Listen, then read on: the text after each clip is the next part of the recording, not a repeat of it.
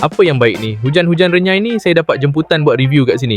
Saya redah dalam kebasahan. Siap saya ambil gambar selfie kat depan ni. So basically kan, diorang ni jenama baru. Local brand nak buat QSR restoran dengan flavor fusion Middle East dan local. Baik ke?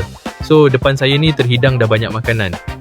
Dan ikut sunnah kalau depan kita banyak food, jangan ambil yang jauh, ambil yang depan mata. Depan mata saya ni pizza. Saya capai dan makan. Ada rasa typical pizza, tomato base atau basil dan topping dia savory dan manis. Honestly, saya tak suka the base, style roti. But I was told pizza kat negara Arab macam ni. Saya tak tahu. Taste wise it was okay, but not outstanding. Then I grab the burger. Ada dua jenis, ayam crispy dan beef burger. Saya lupa nak makan yang ayam crispy.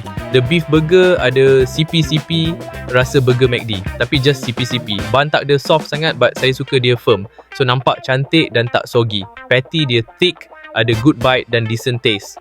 Work well dengan cheese-nya. Then saya makan nasi lemak dengan chicken tenders dia ni. Sambal dia pedas, manis. Rasa sambal kampung. Nasi dia ada hint rasa ginger. So dia that kind of nasi lemak. Some people like it. Saya okay dengan rasa ni. Dan tenders ni patut makan dengan garlic sauce. Tapi saya orang kampung. Cicah sambal lagi sedap. Tenders dia tebal, ada rasa mild umami. It was okay. Dan the ayam goreng. Look wise, cantik kejadian. Saiz ayam sedang-sedang saja. Makan dengan garlic sauce style Pak Arab. So coating dia ni crispy but not those thin batter and light crunchy type.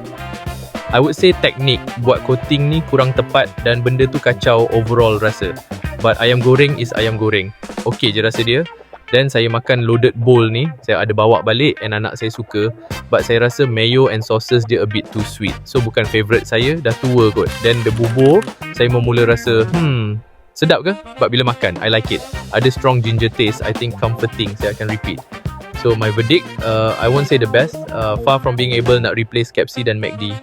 Food are not bad but not highly outstanding either. But I think it is a good try and patut ada alternatif untuk orang Bangi. The new player need support from us local.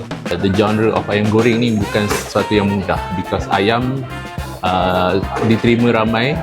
Ayam ni semua orang makan and naturally ayam rasa sedap. So how do you make ayam sebenarnya super sedap? Itu sebenarnya very difficult.